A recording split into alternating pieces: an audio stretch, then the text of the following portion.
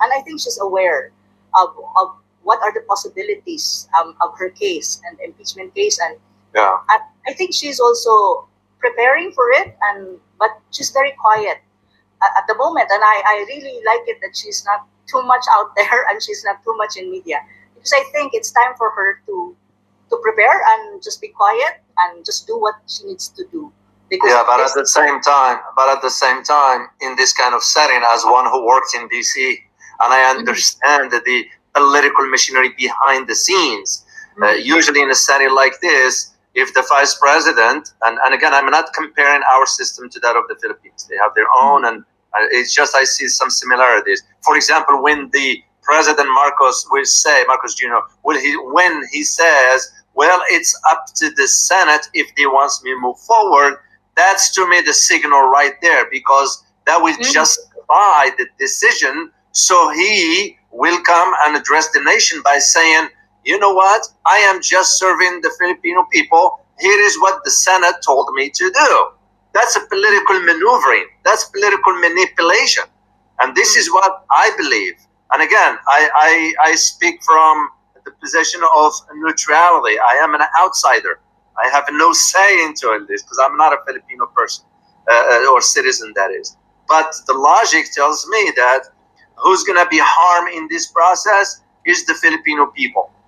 This is where my concern is. And the whole reason why I decided to move forward with doing this kind of interviews with the likes of you and others is to bring the truth to the surface, because of what the harm is going to be doing to the Filipino people, the average citizens. I am sure that Vice President Sara she will have to push back. You can't be nice in the world of politics. My advice to her, I wish she would have been in a different circumstances where she will have to, even for me, interview with her. I know the circumstances are not, I'm not what's the word I'm looking for? Appropriate for now, because she's too busy with what she needs. But my advice to her is that she has to push back against this. And because she has one thing that Marcos Jr. will not be able to take away from her. And you know what that is? Is public support. Yes, that one I agree. That's what she has her advantage. So if the Filipino, and I'll say it, she doesn't have, and I don't speak on her behalf, I'm speaking as an outsider, as I said. If the Filipino people really care for the vice president and wants her to stay and move forward to become president, they need to descend to the streets in a peaceful manner, rallying in support of her staying in office, because that is the only way. Philippines has majority of people. You are, what is it? Over 100 million people? Can you imagine? Yeah. Can you imagine? Just take 10 million people descend into the streets. You have to shut down the country if you have to, peacefully. That's what my advice for her. Why? Because she has the public support. So to all my Filipino people, yeah, because that's the way it's going to have to do it, Professor Anna. She can't be too nice in the world of politics, because she's dealing with the likes of Marcos Jr., and I am familiar with how these things work, because when I was in DC, we used to have our conversation regarding what do we need to do to the Philippines. We didn't say, what do we need to do to the Philippines to improve their economic conditions? No. The word was what we need to do to the Philippines to keep it under our thumb by any means, including the average livelihood of a private citizen. So that's my 2 cents, as we say. For her people needs to step forward, organize some peaceful marches, and demand that she will be given a fair hearing first, and second is the will of the people. If the people of Philippines, and I'm going to ask the question right here to my Filipino viewers, if you are watching this live, would you please answer the question, yes or no? Do you want to see your vice president running for president? Yes or no? So I would appreciate it if you guys can answer in the chat box. I will be greatly appreciated. And just to give you one more how do you call important point on when you talk about the impeachment of the vice president is, if in any case, I'm not saying it will happen, but of course we need to talk about the consequences of these things. So let us say, in a hypothetical situation, if in any case, Sara Duterte will be removed after a trial, after the Senate trial, the potential or the probability that she will not be able to run for any political position is there. It means she will be banned for any public office after if she will be removed. Because now she's impeached actually, but she's not yet removed. So there's a trial that will go in, which is really the ultimate reason why she's facing a lot of political harassments, political how do you call this is like discrimination by current the ruling political establishment in the Philippines right now. Because in 2028, if in any case, let us say, we will have an election now, and it's now 2028. If Sara Duterte will run for presidency, I'm not kidding, she will win. So that is even the fear of many of these political ambitious politicians in Malacanang or in the House of Representatives or in the Senate, that they will not be able to have that chance if they are politically ambitious to run for presidency. Because if Sara runs, she will win.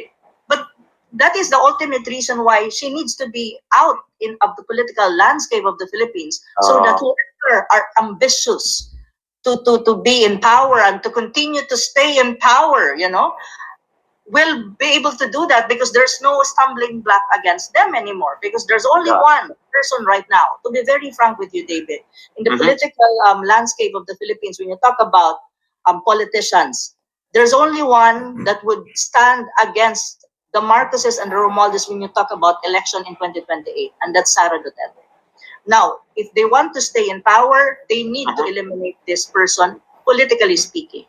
So the impeachment is already there, and it's actually the instrument, the legal instrument that could be used to justify her being out in the political landscape, so that in 2028 they can just run the show on their own without opposition, or easy for them. So that is also the thing that I think the Filipinos should understand. Because if for me, David, to be very frank, election is never, the way I see it, as a Filipino, election is not is not the solution to our problem. Our problem is deeply rooted. I mean, it's our system is rotten in every possible way. Many politicians are corrupt, really. An election only perpetuate that kind of rotten system and corrupt politicians. They will be there forever and ever, because they have the money, they have the power, and they have an ally who is in the helm of power. And after this May 2020 election, the same people, the same name is there, and the same kind of action you will you will have the same problem. And I think my country will be worse off, because you don't have the chance of changing people in government. And now we are facing massive corruption. And do you think electing the same people we will resolve our corruption issues? Of course not. It will worsen. So this is really the actual, without illusions, without having some kind of illusions that we have a very nice political, or we have very nice political situation in the country. This is the situation of the Philippines, and the impeachment is a critical political event or political situation that will define the 2028 election and even the May 2025 election. And at the end of the day, as you said, it is the Filipino people that will suffer forever and ever if these things will not change. So the politicians, basically, they are concerned that now if Sara Duterte, because she will expose them. And I think that is the reason why they are now pushing into her impeachments, because they don't want to be exposed. I think she's going to expose them for the corruption. That's it. So once again, I feel compelled to say it one more time, and we'll move on to our other topics, is that the Filipino people have now, it's in their hands, literally the direction of their country. And I'm going to say it to you, Filipino people. It's in your hand now to decide, what do you want for your future? You know, do you want a person like Sara Duterte? And again, I am not advocating for her. I don't know her. I am an outsider. I'm just seeing, looking from outside in, as one who had an understanding of what our policy was towards Philippines. Because I am a concern for Philippines as to what lies ahead, what's coming. And we're going to be talking about that one very, very soon. So it seems to me the logical argument I can make, as again, as an outsider, and if I ever were in position to advise the vice president, the first thing I would tell her is that she has the public support. Any smart, any smart politician understands, once you have the public support, there is nothing they can do to you. Look at for us when Donald Trump wants the, why do you think Donald Trump wants the elections? Because of the people. The people want him in the office. That's it. Whether we like him or not. You know, do I agree with Mr. Trump? No, I don't. I'm critical of him as far as his foreign policy, but he has some other good points, and you give credit where credit is due. And the key point is that people want him in power.